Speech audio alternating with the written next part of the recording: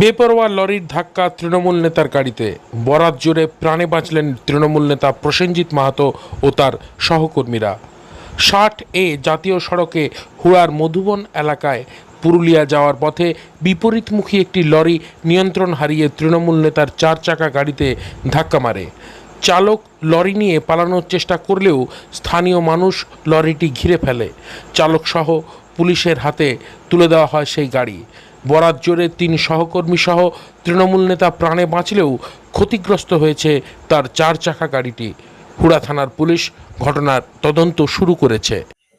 আজকে আমরা লালপুর থেকে পুরুলিয়া দিকে যাচ্ছিলাম। হঠাৎ করে একটা প্রায় 20 চাকার গাড়ি আচমকা, বুঝতে পারিনি কিভাবে গাড়িটি ড্রাইভার কোন দিকে ও নিয়ে যাচ্ছে, নিজের সাইডে নিয়ে যাচ্ছে না ডান সাইড না বাঁ সাইডে বুঝতে পারিনি। গিয়ে আমরা ক্রস করার সাথে আমাদের পিছনে উনি সজোরে ধাক্কা মারেন। এই যে একটা ব্যস্ততম রাস্তা 60A জাতীয় সড়ক রয়েছে, সেখানে হঠাৎ করে আপনার গাড়িতেই ধাক্কা, এর কি কোনো অন্য কারণ দেখতে পাচ্ছেন না কি ব্যাপার? কারণ ম্যাটারটা সঠিক জিনিসটা পুলিশ তদন্ত করছে এবং পুলিশের উপর আস্থা এবং ভরসা আমাদের আছে।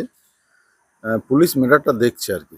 গাড়িটা সিজ করেছে, ওটাও ওই যে গাড়ির ধাক্কা মেরেছে সে গাড়িটাও ধরা হয়েছে।